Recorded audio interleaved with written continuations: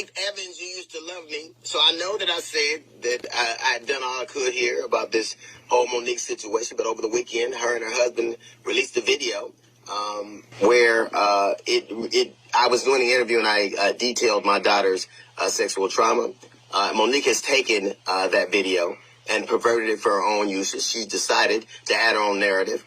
I will only say this, and I'm answering this now in response to a request from my daughter, who, of course, over the weekend was crying, of course, having her trauma, tried it out in front of the world in a situation she had nothing to do with, that doesn't have anything to do with a contract, would be traumatizing to anybody, particularly when it's from somebody who claims to love us for real.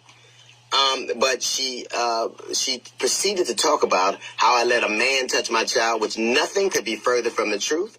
They were both 13 years old. They were friends that had grown up together.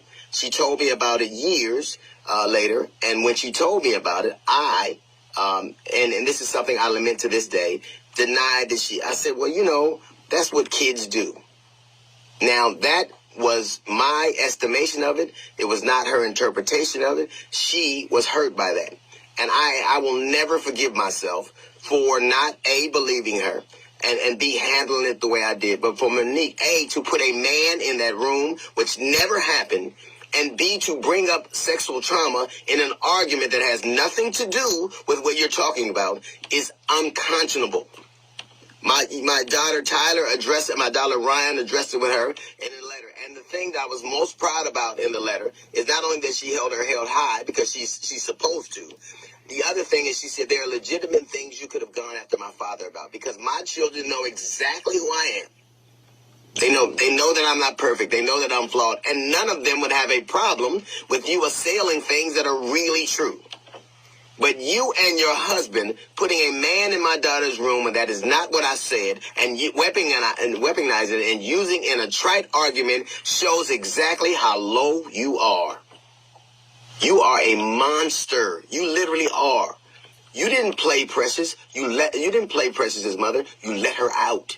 You stopped pretending to be human, and you won a role for being you won a Oscar for being exactly who you are.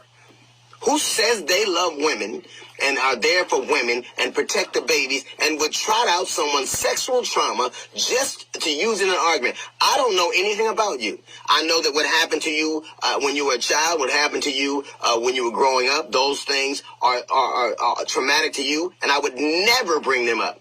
Never. It would never occur to me to do it, because that's not where I live. That's not what I do.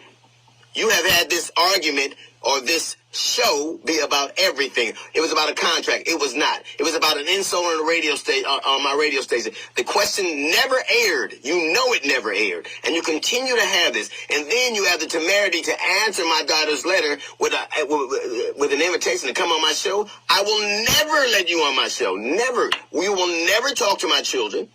I will never have anything to do with me. You do not exist. Maybe leaving my children out of your mouth will leave you room for the food you love so much.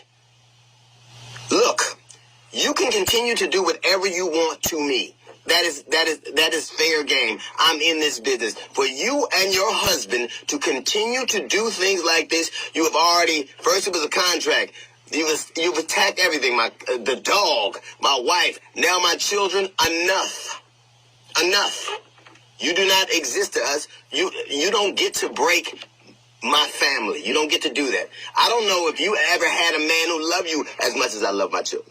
I don't know if you've ever had anybody who's standing in your stead, because the man next to you damn sure ain't doing it. All he's doing is wrecking what's left of the rubble of a career that you're pretending to build, trying to build back.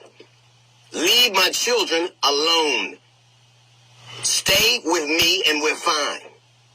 You're a horrible woman. You love women like Ike loves Tina. And that girl over there, well, I shouldn't call you a girl, this woman over here, you know one thing for sure. I love you. And I'd never let it. And I'm your daddy for real. And you don't have to pay me for it. One day I hope that you're happy and you can stop being such a miserable, low human being. Maybe one day you will get to be as small as you often act. That's a little note from the GED section. We got the Jazz Report coming up in 15 minutes. It's the DL Hughley Show.